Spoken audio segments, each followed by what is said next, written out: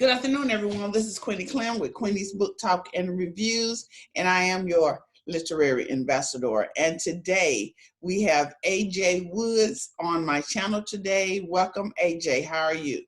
I'm doing pretty good. How about yourself? Fine. Now tell us a little bit about yourself. I'm just like a regular guy. I'm a real estate agent. I'm also an author. Um, I'm from Philly. I'm a Philly-based guy. I like working out, being around the family. Actually, this coronavirus thing is actually perfect for me because you get around, sit around with the family. They know they likes and dislikes, and it's actually bringing us closer.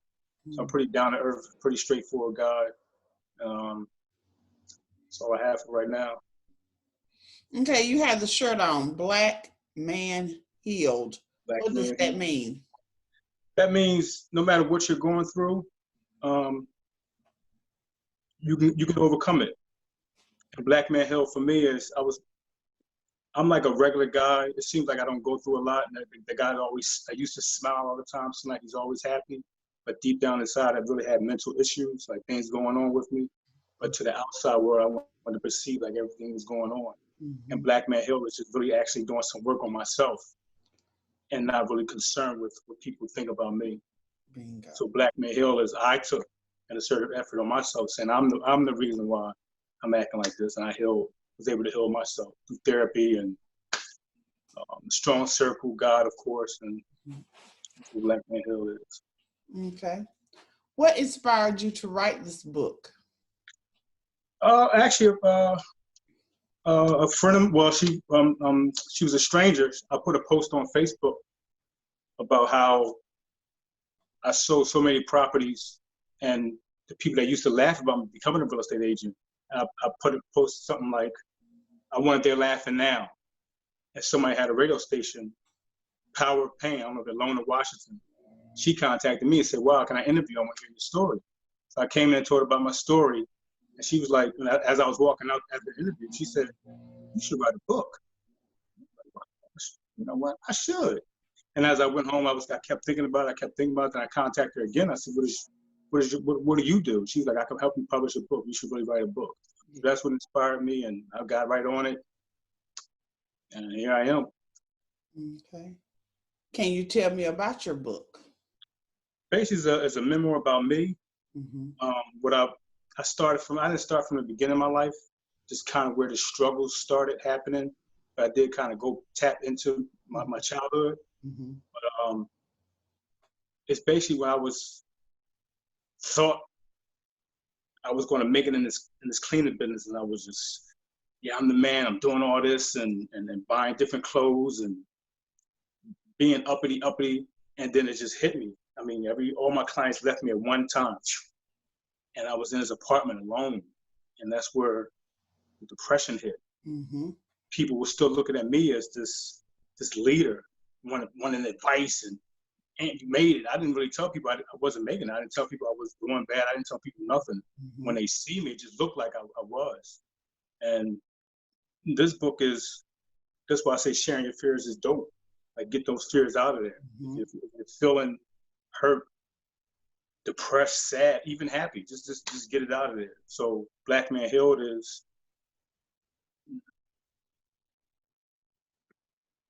my hope is that when Black men read this book, they want to also start sharing their stories. Now, this is my story. Guys that read this book said, wow, I got a story deeper than yours. That's fine. Go ahead, tell it. That's what I want. Bring it all out. Because that's why sometimes we're so angry. We're so sensitive. We don't get that stuff out because we don't trust too many people. Being afraid of being mocked. And this book, Black Man Healed, is like, don't care about being mocked. Get healed. Yes. Can you tell me your testimony? I just say whatever it takes to get healed. I'm not going to say whatever it takes, don't do nothing crazy. I'm saying my testimony is, if I didn't have God, a strong circle, mm-hmm. and therapy, of course, I probably would have lost my mind. I probably would have been locked up. I probably would have been maybe doing drugs or just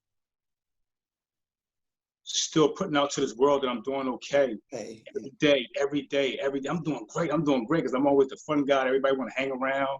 Invite in. He'll be here. He's the life of the party. And my testimony is, be your life of the party, your own life of the party. Be happy within yourself. And the people like it. You'll have that. You'll find that it's easy to find people that likes you if you just be yourself. So my testimony is, you can get through it, no matter what it is. Mm-hmm, mm-hmm. What did you learn when writing this book? I don't like to pat myself on the back, but I think I learned that I'm a great storyteller. And no, really, and I was like, wow, look at this. I'm actually getting healed again from reading my own book. Mm-hmm. And what I also learned is I don't really care what people think, because I put some sensitive stuff in this book. I was like, you know what? I really just don't care what people think. It's just how you can be trapped in a world to be focused on what people think so much. Mm-hmm. But when you're writing this book, you're just alone, just you and that computer, whatever you're writing your stuff on. You really just, I really just didn't care what people thought. And I know I'm a great storyteller. And I know I can tell a story. You know, people invite to the events. I'm the funny guy. I can make a story, make everybody laugh. But I also can put that onto a computer and a book. And I was like, wow, I am a great storyteller. I like that. Mm-hmm. Mm-hmm. That's what I learned. What surprised you the most about writing this book? That I was able to do it in spite of. And when I say in spite of, I was going through a divorce. I had to move out. I almost lost my job. I was going through a physique competition. I'm working 12, 14-hour days. I met a new lady, so that new transition was everything's going on.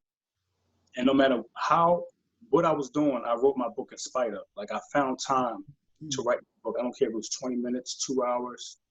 And that's how I know, even though I started late in the book writing, like, this is my passion. Like, I love doing this. No matter what happens, I'm gonna sit down, I'm gonna write this book.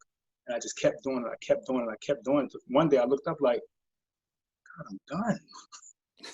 Like, that's it? Like, I know I gotta keep writing. So now I'm thinking about another book title. And this is helping this coronavirus. You can sit back and just think and reflect on what your next project can be. Mm-hmm. What does the title mean? Title means that if this man can do it, other men can. That title means that if I put my sensitive topics out there, you can too. Like, I thought when I wrote this book, because I got some things in there saying I couldn't satisfy my wife and everything. And I thought guys were going to read this book like, oh man, you a nut. No, you can't do. They looked at me like, wow, yeah, I feel you. I've been the same way. And they don't say it openly. Privately, they said something. Inbox, or they pull me to the side, say things like that. But now it's like, wow, this book relates to a lot of people, a lot of men, especially Black men. That's what that title means for me. Do you read your reviews, and how do you deal with bad and good ones? You know what? This is my first time, and I knew the first maybe 3 reviews was going to be good. I didn't want to read them until I saw the 5-star. I saw the 5-star and read it. But I never asked nobody for reviews. They always just give it. They've been giving them. And I haven't got nothing negative just yet. I did get one negative. Somebody said she don't like these kind of books because she like books that make you think. However, she never read my book. So I couldn't take her opinion with a lot of substance. But other than that, I've been getting, not saying it's not going to happen. I know negative views are coming or may come, but I haven't got a negative review just yet, except for that one. But she didn't read my book. I guess she's like, you're not supposed to do. She judged the book by the cover. Cover, yeah. Oh, let's talk about that cover. I'm a sock person. I love men clothes, period. But right. You looking good, and I love those socks. Thank you. I appreciate it. Everybody, I think it's eye-catching. Everybody talks about it. Everybody And talks about the sock. That made me pick up the book. You want to buy the book just because it's socks. That's what I wanted. That's all you're gonna see. That catch. Then you see the title. Oh, let me see what he's talking about. Yes, yes. How does your family support your career as an author now? They always support me. For me, it's like, oh,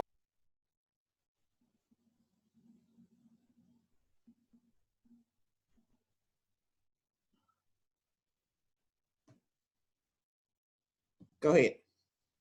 so anything I start, my family always knows if I start something, I'll finish it to the end. So it's more like, okay, he's a writer. He's going to finish his book. That's good. But when they start reading it, like when I start reading it to them, because I read the introduction before the book came out, and they all just sitting around like, I really can write. And it's like, my family name is Manzi. So I said, Manzi, this is, please finish this book. I want to know what happens next. You, my son, already know what's going on, but I just want to hear how you word everything. So that's, they support me. And now it's like now it's not really just a support. This is what he want to do. Now it's like, no, keep doing it. Put out another one. It's one of those things now. Wow, that's a blessing. That's a blessing. What's the best way how did you market your books? Right now, just, well, the coronavirus thing tackled me. So it came out March 13th. And, I had a book release signing event coming up. So now I got to get creative. And now I just don't want to ask people to buy my book because people losing jobs. So now I'm kind of strapped right now. I'm on Amazon, of course. I've just been doing marketing. Whoever bought my book, I take a picture of them, just say, this guy supported me, this girl supported me. I put the reviews up, things like that. I'm not really asking people to buy my book right now because they're going through a rough time. But I'm just so happy I'm still able to sell books at this time. So I'm just social media right now. And Amazon, of course. That's the only two avenues I'm doing right now. Okay. What projects are you working on right now? I know the world is in a turmoil right now, but what projects are you working on right now? I'm working on another book. I don't know the title, but I'm looking at this book branding. Maybe the Black Man Hill could be a brand, and then I can have other guys come and tell their stories. Because one guy said, he contacted me and said, how can I get into this book writing thing? And I was talking to him about maybe branding just your story into my Black Man Hill, something working like that. I'm also working on a play. A director came to me and said, well, how about a play? Not using your life, maybe as a little boy, as he's getting older, how his mind gets corrupted, not telling, you can't cry, you can't do this, don't show no emotion, and how that affects him growing up. So I'm trying to maybe work on that. I've never been a screenwriter before, but I've just been throwing some stuff down, showing him. So I'm working on those two things, a play and another book.